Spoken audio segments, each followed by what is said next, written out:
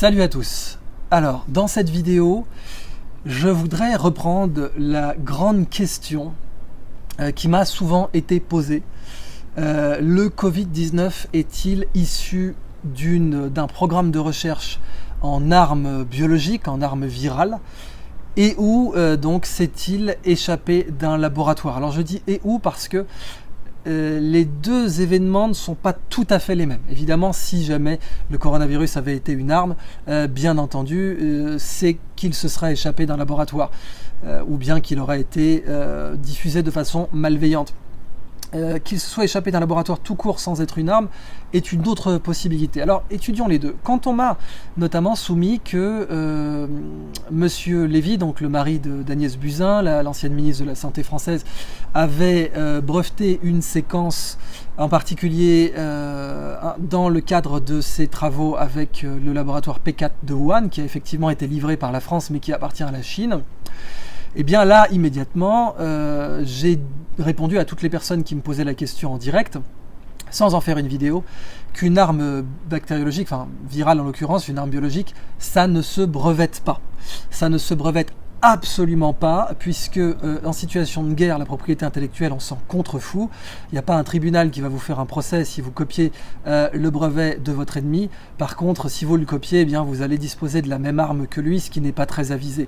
Donc les armes ne se brevettent pas, enfin les armes secrètes bien entendu, hein, les armes qu'on peut vendre, les armes qui sont utilisables dans des situations de conflit de basse intensité, etc. Oui, ce brevet dispose de brevet, mais une arme virale ne se brevette pas. Et encore moins ne pose-t-on la séquence du virus dans le domaine public. Enfin, certes, c'est un brevet, mais que n'importe qui peut la copier, quoi. Encore moins ne fait-on ça. Ce n'est pas possible. De plus, alors, je l'avais dit dans une autre vidéo, il y a eu des programmes de recherche pour des virus de guerre qui puissent cibler des ethnies précises, et ces programmes de recherche n'ont jamais abouti, puisque la diversité génétique humaine est beaucoup trop grande, et que quiconque s'amuserait à libérer dans l'atmosphère un virus de guerre qui serait fait pour infecter tel ou tel groupe ethnique, eh bien se retrouvera avec la très mauvaise surprise totalement imprévisible dans ses conséquences d'un virus qui infecterait nécessairement d'autres personnes. Parce qu'en plus un virus ça mute extrêmement vite. Les systèmes de reproduction des virus créent une gigantesque diversité de virions, et en conséquence la probabilité que le virus reste sur le ciblage qui lui a été prescrit est beaucoup trop faible pour qu'elle puisse être utilisée comme arme de guerre. Maintenant, est-ce que le Covid-19 sort d'un laboratoire? Cette question se pose réellement. Cette question se pose réellement. Je n'ai évidemment pas la réponse à cette question, mais elle se pose réellement. D'abord, Emmanuel Macron l'a évoqué lui-même dans le Financial Times, si je ne me trompe pas. Il a dit qu'il y a des choses pas claires. Bon, bah, il est certain qu'à partir du moment où le foyer de l'épidémie est Wuhan, et que c'est à Wuhan qu'on a installé un laboratoire P4 qui était spécialisé sur les coronavirus du syndrome respiratoire aigu sévère, il est tout de même certain que si vous êtes président de la République, vous allez demander, et c'est absolument ce qu'a fait Macron, un rapport à vos services de renseignement pour savoir ce qu'il en est. C'est la première chose à faire. D'autant plus que c'est évidemment ce qu'ont fait les États-Unis. Les États-Unis ont immédiatement demandé, enfin le Trump a demandé à l'armée américaine, à la défense, au Pentagone, de lui dire ce qu'il en pensait. Et pour l'instant, de façon publique, le général, je crois qu'il s'appelait Milley, a dit que c'est improbable. Et c'est plus improbable que probable. Donc c'est vraiment plutôt très improbable. Là, on parle de, je sais pas, il n'a pas donné de chiffre, mais on dirait 80% de chances que ce virus ne soit pas issu d'un laboratoire. Même si c'est difficile à trancher, d'abord parce que le génome d'un virus reste assez petit et des modifications peuvent avoir été faites qui soient relativement bénignes après tout, ou bien donc des modifications en vue d'en faire un vaccin. Alors ça, on va y revenir. En fait, il faut aussi prendre toutes les informations propres à accabler la Chine en la matière, sans exonérer la Chine de la possibilité, encore une fois, que ce virus sorte d'un de ses laboratoires, parce que cette possibilité est sérieuse. Mais il faut aussi garder à l'esprit que dans le cadre des guerres diplomatiques et commerciales entre la Chine et les États-Unis, si ce virus s'avérait sortir d'un laboratoire chinois, ou si les Américains produisaient une preuve selon laquelle il en sort, eh bien ils auraient un intérêt à le faire. Les Américains auraient un intérêt réel a apporté une preuve que ce virus a été modifié génétiquement, donc c'est un virus OGM. Alors on ne peut pas vraiment dire organisme, puisqu'un virus n'est pas un organisme, on pourrait dire un VGM, virus génétiquement modifié. Et ça aurait des conséquences intéressante pour les États-Unis d'Amérique en matière diplomatique. Donc il ne faut pas non plus écarter cette possibilité que l'intox soit dans l'intérêt des États-Unis. Mais j'insiste, quiconque vous dit qu'il n'y a pas la moindre chance que ce virus sorte d'un laboratoire vous ment. Alors il peut utiliser tous les mots qu'il veut, complotiste ou autre, tant qu'il n'a pas de preuve que votre assertion est complotiste, ça ne le mènera nulle part. Quiconque vous dit qu'il est rigoureusement impossible que ce virus sorte d'un labo vous ment. Parce qu'on ne le sait absolument pas. Ça, c'est la réalité. Et comme vous le savez, si vous suivez mes vidéos depuis un certain temps, j'aime beaucoup ces questions dont la réponse est oui et non. Dont la réponse n'est pas certainement oui, pas certainement non. Et probablement est pour l'instant indécidable dans l'état actuel de nos connaissances. Eh bien, est-ce que le virus sort d'un laboratoire ? Ça, il est clair que la réponse est oui et non. On ne le sait pas. Maintenant, donc est-ce que le coronavirus est une arme de guerre ? Ça sera une arme de guerre absolument désastreuse, si elle l'était. Et le brevet Lévy ne peut absolument pas le démontrer, puisque en aucun cas, j'insiste, une arme virale, vous ne publiez son génome. En aucun cas, d'aucune manière. Et rien que ça, donc cet aspect-là ne peut absolument pas être retenu.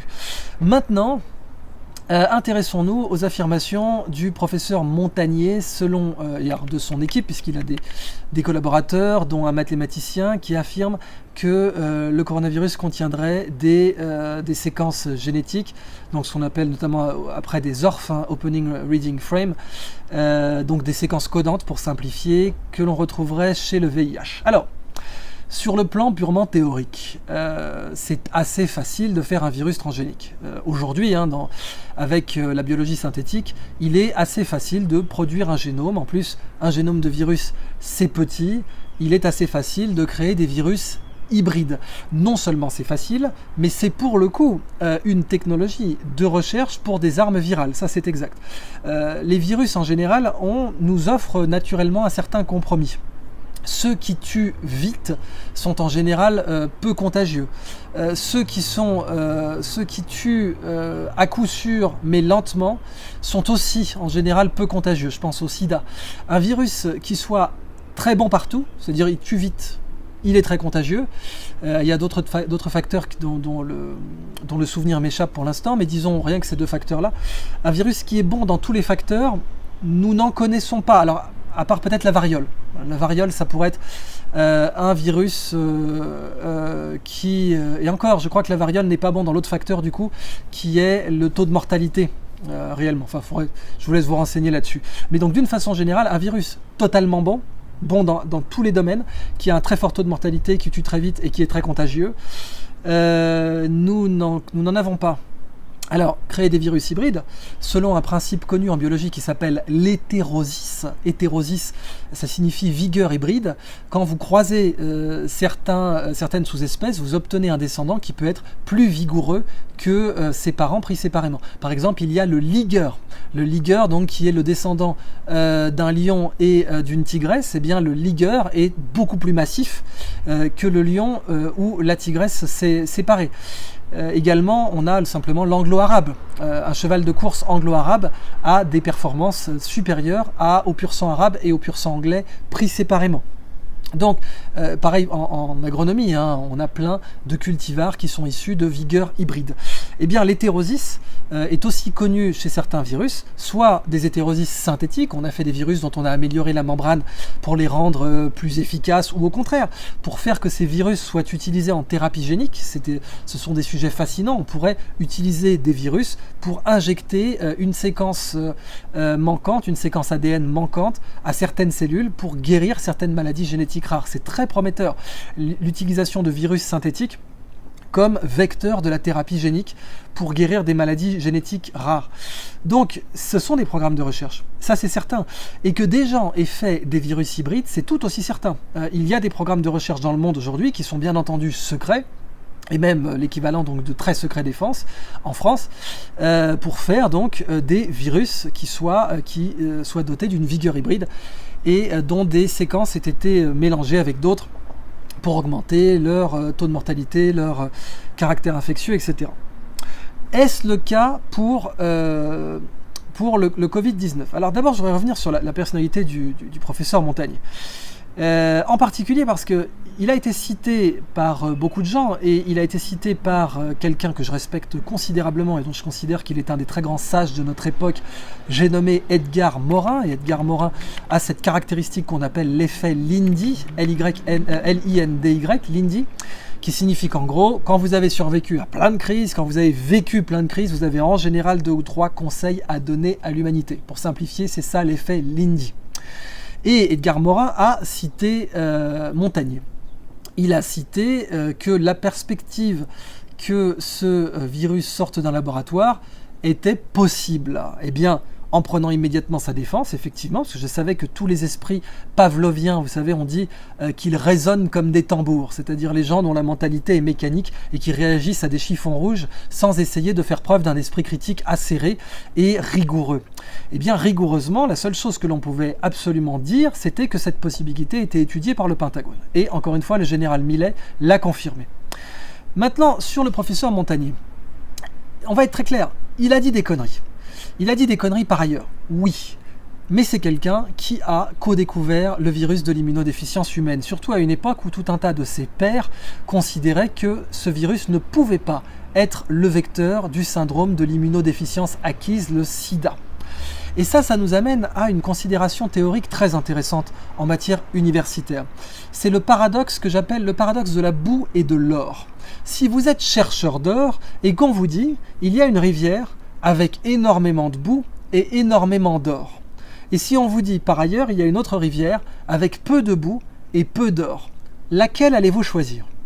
Eh bien moi, personnellement, je vais choisir la rivière avec beaucoup de boue et beaucoup d'or, parce que je sais que la boue, je peux la rincer avec mon tamis, et que dans cette rivière, il y a plus d'or, je vais donc à la fin de la journée avoir plus d'or dans mon escarcelle. Maintenant, remplacer boue par ce qu'on appelle en français de la foutaise ou de la bullshit, et remplacer or par connaissance réelle, par connaissance qui vaut beaucoup d'argent, qui sauve des vies. La connaissance est plus précieuse que l'or. Eh bien, on vous dit, il y a un gisement où il y a beaucoup de foutaise et beaucoup d'or, et beaucoup de connaissances. Et il y a un autre gisement où il y a peu de foutaise, voire pas du tout, et peu de connaissances. Et bien moi j'irai droit vers le gisement où il y a beaucoup de connaissances et beaucoup de foutaise. Et c'est ce que l'histoire a fait systématiquement. Prenez Isaac Newton. Eh bien aujourd'hui, tous nos zététiciens de comptoir auraient harcelé Isaac Newton pour tout un tas de déclarations qu'il a faites de son vivant. Il se déclarait alchimiste, il pratiquait tout un tas de choses qui sont considérées aujourd'hui par tous nos charlatans Z comme des pseudosciences. Mais par ailleurs, Newton a posé les résultats qu'il a posés, et personne d'autre que lui n'aurait pu, sauf peut-être pour le calcul infinitésimal avec Leibniz. Et en réalité, si vous prenez tous les très grands scientifiques dans l'histoire du monde, depuis que la science existe, bien avant qu'elle soit codifiée, la science existe depuis l'Antiquité avec l'essai-erreur, elle existe même depuis qu'on a inventé le feu, puisqu'après tout c'est une science. L'essai-erreur qui conduit à quelque chose de reproductible est la base fondamentale de la science, et si on prend cette base comme la définition fondamentale de la science, eh bien la science existe même avant Homo sapiens sapiens. Eh bien, depuis que la science existe, tous les plus grands producteurs de savoir ont dit des conneries. Tous, à commencer par Einstein avec sa constante cosmologique où il était contre la possibilité que l'univers soit en expansion, Tesla qui a dit beaucoup de choses ou farfelues ou infondées, ou peut-être même pur coup de génie qui seront prouvés plus tard, que sait-on ? Mais en tout cas, Tesla, s'il était passé au crible de nos zététiciens au pastis actuels, eh bien, serait défini clairement comme un charlatan. Car on peut trouver dans sa production des affirmations qui sont complètement gratuites et qui sont ce que l'on pourrait considérer aujourd'hui comme de la foutaise.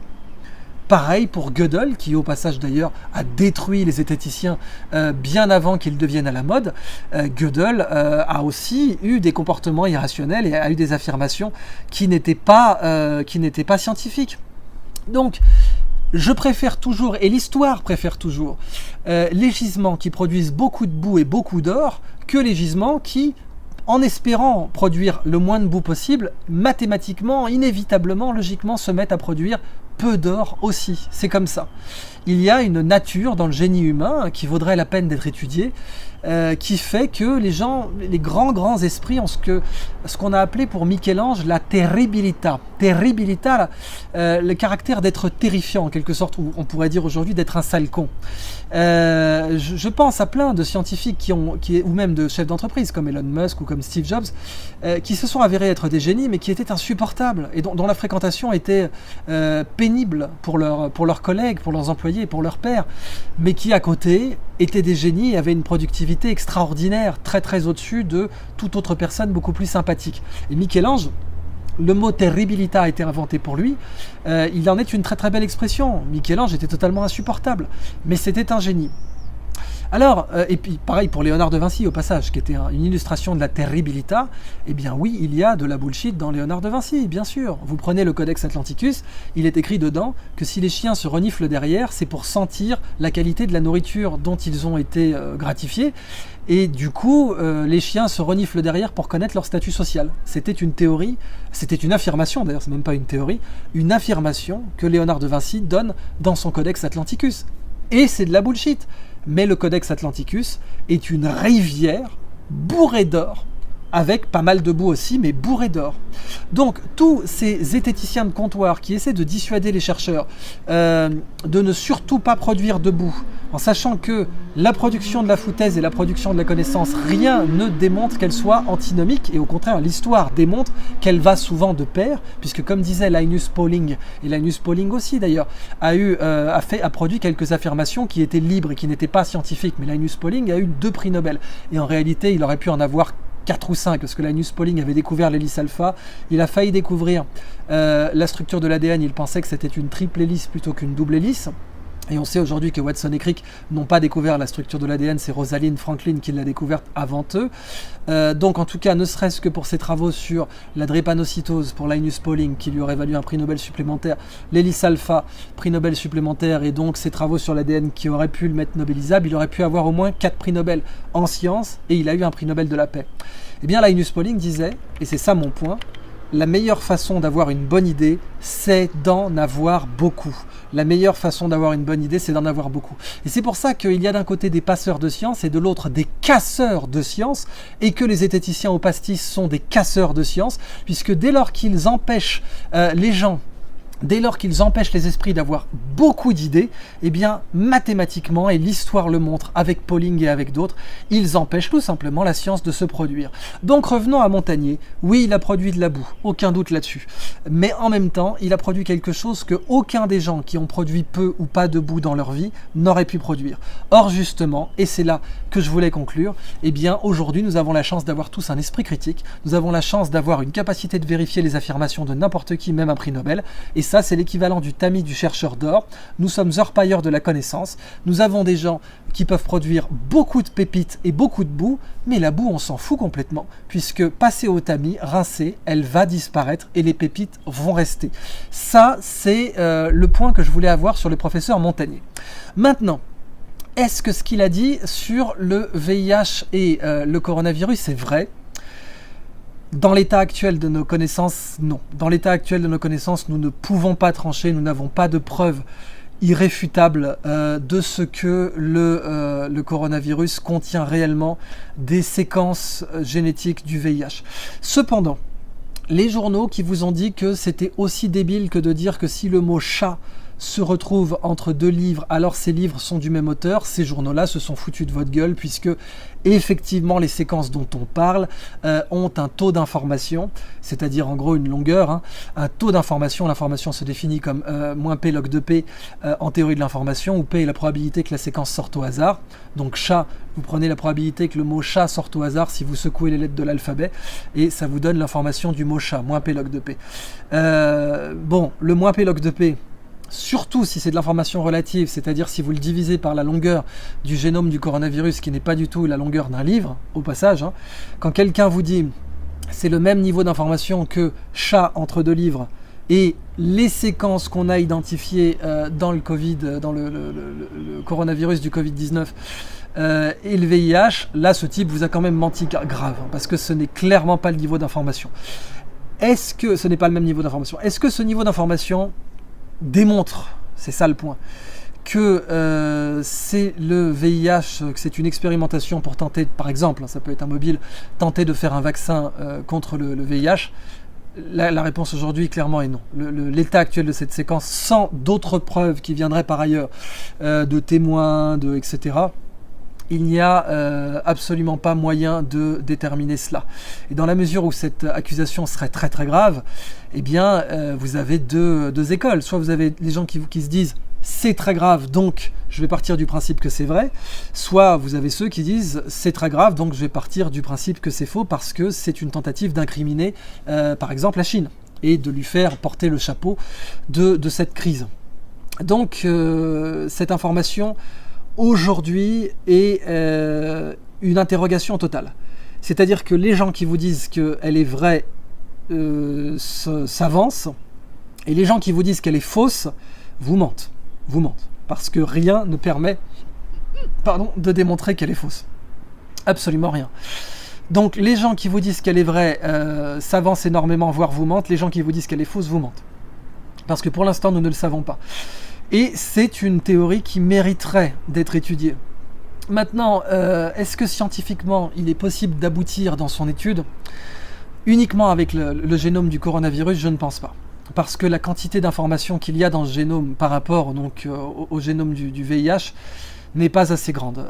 Pour être totalement fixé, il faudrait avoir des témoins. Il faudrait avoir des interceptions, d'espionnage, des emails, des communications cryptées, etc. Il faudrait avoir d'autres éléments qui nous permettent d'affirmer qu'il y a eu cette tentative à Wuhan. Mais par ailleurs, il faut être clair, oui, ces tentatives existent. Bien sûr, faire des virus hybrides, ça existe. Et c'est fait dans des P4 partout dans le monde, où l'équivalent de P4, c'est une classification française, mais il y a des... voilà, enfin non, c'est plus une classification française, pardonnez-moi, mais il y a dans des laboratoires de niveau P4 dans le monde, clairement, des programmes de recherche en ce sens. D'une part. Et d'autre part, la sécurité d'un laboratoire P4 mais est loin d'être totale. Il faut arrêter de croire une seule seconde que pour un processus multiplicatif, on peut avoir une garantie absolue qu'il ne s'évadera pas. Je veux dire, un virus, c'est quand même extraordinairement petit, et que vous l'ayez, qu'il s'évade de sa prison, n'est pas quelque chose d'inenvisageable. En particulier dans la mesure où ce virus va être testé sur des organismes, il va être testé sur des animaux. D'autant plus qu'on a un fait divers, je crois que c'était à Lyon, d'un SDF qui est rentré dans le P4 de Lyon. Alors ça ne veut pas dire qu'il a eu accès aux souches, ça ne veut pas dire qu'il a pu se pointer et commencer à jongler avec des fioles de virus, mais on a un sans domicile fixe qui est rentré, tranquille, dans le P4 de Lyon, qui a passé la sécurité. Donc ce fait divers est extraordinaire, parce qu'il vous démontre bien que le risque zéro n'existe pas, et que oui, d'un côté, on fait de la recherche sur des virus extraordinairement dangereux, et que oui, on en fait pour concevoir des armes biologiques, et que cette recherche est très secret défense, et que de l'autre, eh bien, on est face à un virus aujourd'hui très anodin, très curieux, qui tue beaucoup plus que tous les autres coronavirus que l'on connaissait. Mais ça aussi, ça ne constitue pas une preuve. C'est-à-dire que la grippe de 1919, elle est sortie de nulle part aussi, elle a fait un nombre de morts incalculable, et pourtant, il n'y a absolument pas de possibilité qu'elle ait été issue d'un laboratoire, puisqu'à l'époque, on ne savait même pas ce que c'était que l'ADN, et on ne savait même pas comment fonctionnaient les virus. Donc, même ça, pour le coronavirus, ça ne prouve rien. Mais effectivement, il y a réellement une question à se poser. Macron se l'est posée, les États-Unis se la sont posée, et quiconque vous interdit de vous poser cette question vous ment, vous essaie de vous intimider intellectuellement. Quiconque vous interdit de vous poser cette question essaie de pratiquer le terrorisme intellectuel sur vous, parce que c'est ça la réalité, c'est ce qu'on appelle le terrorisme intellectuel, vous empêcher de penser. Et ça ne signifie donc absolument pas que Montagnier a raison. Il n'y a pas de preuve aujourd'hui qu'il ait raison.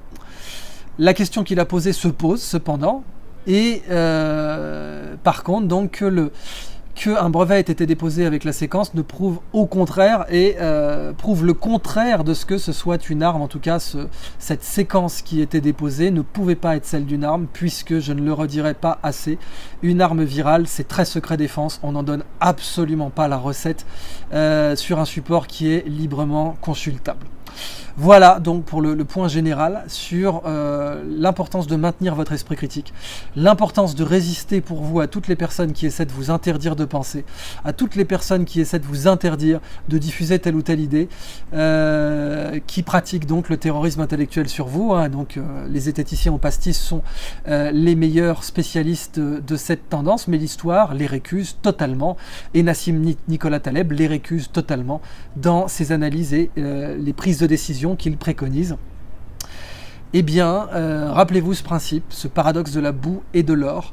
Si vous êtes orpailleur et qu'on vous dit il y a une rivière avec beaucoup de boue et beaucoup d'or, une rivière avec peu de boue et peu d'or, eh bien sûr, vous irez vers la rivière avec beaucoup de boue et beaucoup d'or. Je ne dis pas que le professeur Montagnier a encore de l'or à revendre, je suis pas censé me prononcer là-dessus, mais pour être honnête, je pense que non.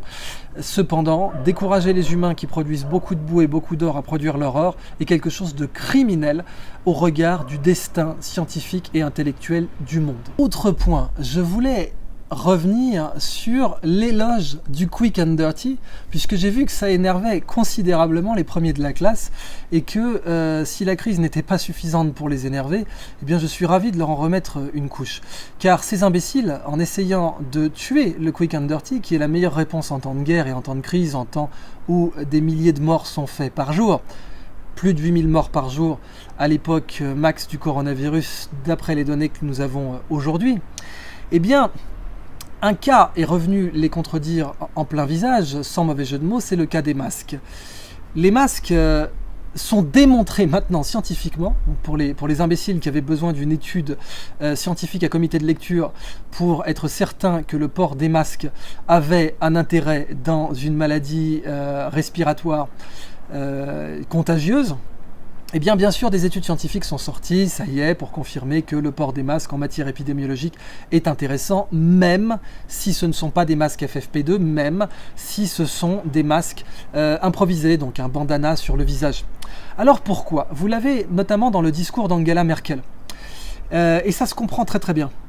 Si vous avez demain la certitude que vous avez plein de terroristes qui vont tirer sur les gens dans la rue, il est évident que vous n'allez pas dire aux gens ne sortez pas avec quelques couches supplémentaires sur vos vêtements. Alors, quelques couches, ça ne veut pas dire un t-shirt en plus, ça veut dire avec des gilets pare-balles improvisés, une plaque de métal, un livre, ou même il y a une technique pour se faire un gilet pare-balles improvisé, c'est vous entourer de scotch. Alors je dis ça spécialement pour les survivalistes. Vous prenez un bouquin bien solide avec, vous savez, une bonne reliure épaisse là. Vous prenez ce bouquin, vous mettez des plaques de céramique autour du bouquin et vous entourez ça, plus, alors, si vous voulez vraiment être en overkill, une plaque de céramique à l'intérieur.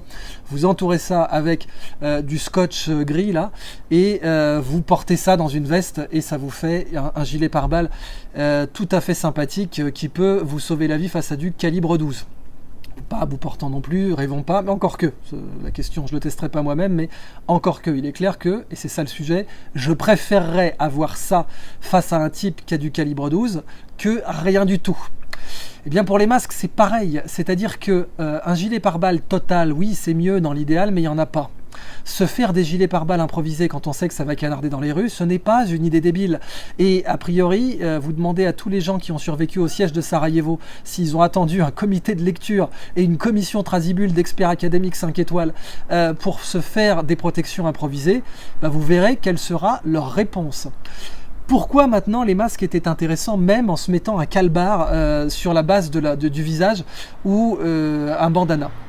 Eh bien parce que ce que l'on appelle en statistique, enfin ce qu'on appelle en analyse mathématique, la convexité, mais qui est en particulier importante dans les statistiques des systèmes reproductifs, des systèmes exponentiels. Il faut comprendre que le taux de contagiosité du coronavirus, c'est comme un taux d'intérêt, sauf que c'est un taux d'intérêt qu'on va payer à peu près tous les 10 jours. C'est ça le problème. Le taux de contagiosité du coronavirus, d'après ce qu'on a comme information, est autour de 1. Et Angela Merkel en a bien parlé, pour le coup. Ça me fait du mal de dire qu'Angela Merkel a bien parlé, mais pour le coup, elle en a très très bien parlé. Elle a dit, autour de 1,1 contaminés par personne, on va atteindre rapidement le taux de saturation de nos hôpitaux. Autour de 1,1, on va atteindre la saturation de nos hôpitaux. Donc, tout ce qui peut réduire un tout petit peu ce taux d'intérêt, vous verrez sa conséquence à la fin de l'année. Je m'explique. Si un banquier vous fait un prêt à un taux de 1,5% tous les 10 jours, eh bien à la fin de l'année, votre taux total sur votre prêt va être égal à 1,015 puissance 36,5. 365 jours dans une année. 1,015 puissance 36,5. Amusez-vous à faire ça chez vous et vous verrez qu'une toute petite modification du taux d'intérêt, si vous allez devoir le payer tous les 10 jours, eh bien elle en vaut carrément la peine. Si vous passez à 1,4, 1,3, 1,2, à la fin de l'année, votre écart d'intérêt ne sera plus du tout, votre écart d'intérêt sera tout à fait énorme, considérable. Et c'est exactement ça qu'on avait avec le coronavirus. C'est-à-dire que on a dissuadé les gens, on leur a dit tant que votre mesure ne fait pas passer la contagion à 0, elle ne sert à rien. C'est criminel. C'est criminel de dire ça. Tant que votre mesure ne fait pas passer la contagion à 0, genre tant que c'est pas un masque FFP2, de salle blanche, tout bien comme les manuels m'ont appris Madame la maîtresse, eh bien ça ne sert à rien. Et ça c'est faux. Et Taleb l'expliquait déjà très bien. Par la convexité, parce que c'est un processus multiplicatif, la contagion du Covid, et qu'on contamine quelqu'un à peu près tous les 10 jours, eh bien payer ce fucking taux d'intérêt de 1,1 tous les 10 jours encourage encore plus à réduire ce taux autant que possible. Et bien sûr, si vous avez un masque de fortune sur le visage, vos postillons, les autres vecteurs possibles de la contagion vont être arrêtés et peut-être que vous faites tomber, si tout le monde est masqué, peut-être que vous faites tomber la contagion à 0,5. Ça serait quelque chose de fantastique. Et c'est des vies sauvées. Ce sont des vies sauvées. Or, pour continuer sur le quick and dirty, dans les excellents pré-travaux, pré-expérimentation, ou comme je vous l'ai dit dans une autre vidéo, ce qu'on appelle une quasi-expérimentation de l'équipe Raoult, eh bien, la certitude qu'on pouvait avoir, c'était que l'hydroxychloroquine couplée à l'azithromycine avait une probabilité très forte d'avoir l'effet d'être un masque moléculaire. Un masque moléculaire. C'est-à-dire de réduire la contagion, puisque la charge virale est réduite. Alors, on a des équivalents intellectuels de cette situation avec notamment la trithérapie aujourd'hui. On sait que quand des gens prennent une trithérapie, aujourd'hui pour le VIH, quand ils sont séropositifs au VIH, eh bien ils finissent même parfois par ne plus être contagieux. Alors, on n'a pas dit qu'on aurait atteint ce point avec la bithérapie de l'équipe Raoult, encore que je rappelle qu'elle n'a toujours pas été testée, je rappelle que personne n'en a fait les tests, que Discovery n'en a pas fait les tests, et je rappelle que s'il y a bien une certitude qu'on peut avoir maintenant que les premières études sortent, c'est que le remdesivir du laboratoire Gilead n'est absolument pas plus efficace que la chloroquine, et qu'en réalité il n'est pas efficace du tout. Par contre, au passage, ces effets secondaires sont bien plus graves. Et j'aimerais que tous les gens qui vous ont parlé avec excès des effets secondaires soudainement apocalyptiques de l'hydroxychloroquine vous parlent 2 secondes des effets secondaires qui, eux, ne sont pas ni soudainement, mais en tout cas sont apocalyptiques du remdesivir. Bon. L'idée que la bithérapie de l'équipe Raoult puisse être un masque moléculaire est quelque chose dont on avait suffisamment de preuves pour la tester très tôt. Et si on l'avait déployé, masque physique plus masque moléculaire, eh bien peut-être qu'on aurait fait tomber le taux de contagion à, je ne sais pas, 0,3, 0,4. Et que quand c'est un taux d'intérêt, donc pour tous les gens que ça perdrait cette idée de taux de contagion, pensez vraiment taux d'intérêt. Vous avez quelqu'un qui vous a prêté de l'argent, et il vous met un taux d'intérêt de 1,1% tous les 10 jours. Et vu que la crise dure un peu plus de 10 jours, vous allez le payer plusieurs fois ce taux d'intérêt. Eh bien, tout ce qui est susceptible de réduire ce taux d'intérêt était bon à prendre. Et tous les crétins conformés qui n'ont pas été capables de voir qu'il fallait immédiatement déployer tout ce qui pouvait amortir ce taux d'intérêt auront des comptes à rendre face à tous les cercueils qui se sont entassés et qui se sont entassés spécifiquement parce qu'ils forment ce surplus de morts que l'on aurait pu éviter en réduisant la contagiosité du virus avec les armes que l'on avait immédiatement à portée de main.